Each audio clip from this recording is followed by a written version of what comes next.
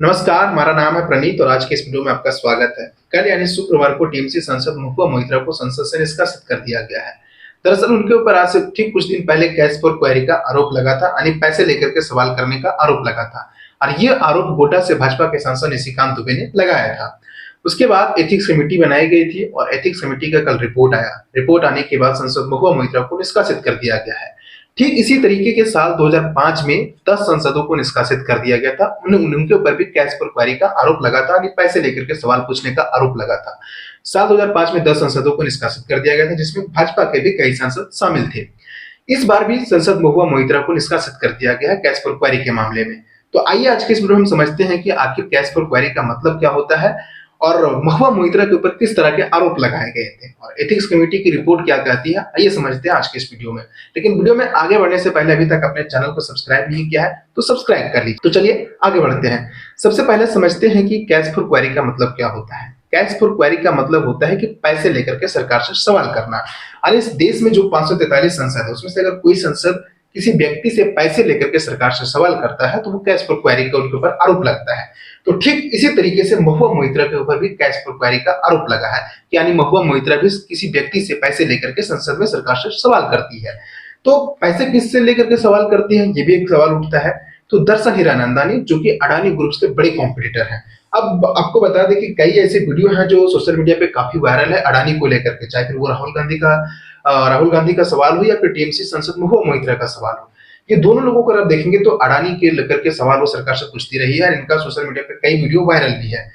तो इनके ऊपर भी आरोप लगा था कि ये दर्शन हीरानंदानी से पैसे लेकर के सरकार से सवाल करती है और इन्होंने संसद में 61 सवाल पूछे थे, उसमें से 50 सवाल थे वो दर्शन हीरानंदानी के सवाल थे। अब ये दर्शन हीरानंदानी कौन है, ये भी एक सवाल है कि दर्शन हीरानंदानी कौन है। तो दर्शन हीरानंदानी एक बड़े बिजनेसमैन है, वो अडानी ग्रुप्स के एक बड़े कॉम्पिटिटर हैं। यानी ये कह सकते हैं कि अडानी ग्रुप जिस सेक्टर्स में बिजनेस कर रहे हैं उसी सेक्टर्स में दर्शन हीरानंदानी भी बिजनेस कर रहे हैं। तो दोनों के बीच में कंपटीशन चलता रहता है, तो एक दूसरे को गिराना चाहते हैं ताकि उसको प्रॉफिट हो। तो दर्शन हीरानंदानी 50 सवाल पूछे थे, 61 सवाल में से 50 सवाल दर्शन हीरानंदानी के थे, जिसे डायरेक्टली अगर देखेंगे तो दर्शन हीरानंदानी को फायदा हो रहा है। दर्शन हीरानंदानी ने इस बात को एक्सेप्ट भी किया कि हाँ हमने पैसे दिए हैं महुआ मोइत्रा को। अब एथिक्स कमेटी को रिपोर्ट आई है, उसमें बताया गया है कि 1 जनवरी 2019 से लेकर के 30 सितंबर 2023 तक महुआ मोइत्रा 4 बार दुबई गई है और वो 4 बार दर्शन हीरानंदानी से मुलाकात की। एथिक्स कमेटी में ये भी बताया गया है कि महुआ मोइत्रा का जो यूजर आईडी है वो 47 बार लॉगिन हुआ है। अब आपको अगर ये नहीं पता कि ये यूजर आईडी क्या होता है, तो देश में जितने भी 543 सांसद है उन सांसदों को सवाल करने के लिए उनके पास एक यूजर आईडी होता है, एक इंटरफेस होता है, वहां पर उन्हें सवाल अपलोड करना होता है, तभी वो संसद में जाकर के सवाल पूछते हैं। ऐसा नहीं है कि कोई भी वो सवाल लिखे और लेकर के चले गए और वो पूछने लगे, ऐसा नहीं होता है। तो ऐसे में अगर देखेंगे तो जो महुआ मोइत्रा का जो यूजर आईडी कैंडिडेट्स था वो अगर देखेंगे तो 47 बार दुबई में लॉगिन हुआ था और उसका जो आईपी एड्रेस था वो एक ही एड्रेस था।